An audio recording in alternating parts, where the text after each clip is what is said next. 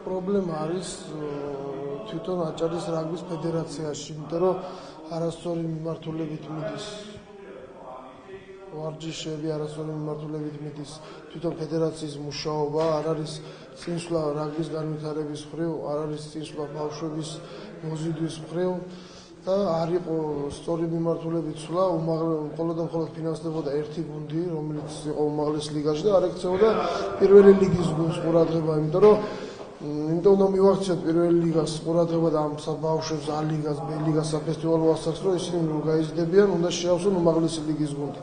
ვერ იქნება დიდი ხანი დამოკიდებული უმაღლეს ლიგაში ჩამოყალიბ მოთამაშეებზე, იმიტომ რომ ისინი თუ ნახავენ მომავალ წელს უკეთეს პირობებს და უკეთეს გუნდს, ისინი წავლენ და დარჩები მოთამაშეების გარეშე.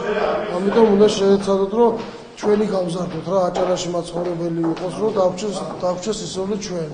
პრობლემის გადაჭრის გზას მე ვფიქრობ, რომ არის ვინც არის მმართველობაში სათავეში, ვინც ამ ფედერაციისას და უმაღლესი ლიგის გუნდისაც, ის გადადგეს უნდა გვერდით, უნდა მიწეს ახალ ჯგუფს მუშაობის საშუალება.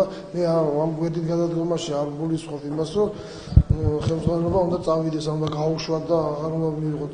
ბიჭები, რომლებიც არიან უმაღლესი ლიგის გუნდში ბათუმში, ისინი ამტკიცებენ, რომ თამაზ ფხაკაძე უნდა დარჩეს ისევ და ისევ გუნდის დირექტორის თანამდებობაზე, მაგრამ თამაზ ფხაკაძის მუშაობის პროცესში იყო ისეთი შეცდომები, რომლების გამეორების დაშვების საშუალება ჩვენ აღარ გვაქვს. ჩამოვაყალიბეთ ჩვენ კლუბში გამგეობა, ჩვენი მორაგბეები ყველა სპორტსმენები, ვინც ბათუმის უმაღლეს ლიგაში თამაშობს, მიიღენ გადაწყვეტილება, რომ ჩამოყალიბდეს გამგეობა, ეტაპობრივად გავიარეთ რა უნდა გაკეთდეს და რის გაკეთებასაც ვაპირებთ. უმაღლეს ლიგაში გადავედით ჩვენ შარშან, პირველი ლიგიდან 14-ვე თამაში მოვიგეთ.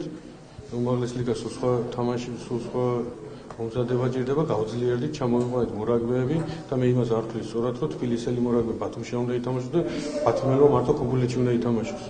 სპორტი არის განუყოფელი და ისინი ყველა ჩვენ ერთი საქართველოს შვილები ვართ. თანხა რაც გამოიყენებოდა შეპესე ბათუმს, ეხმარდებოდა შეპესე ბათუმს. სარაგბო კლუბი ასეთი.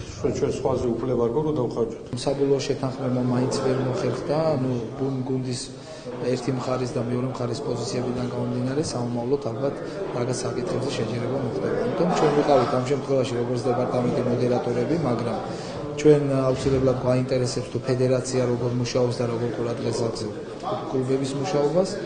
ამიტომ ეს იქნება კიდევ სახვალისო თემა, რამდენად სწორად იმუშავებს, თუ რა მოხდება და რა ცვლილებები მოხდება.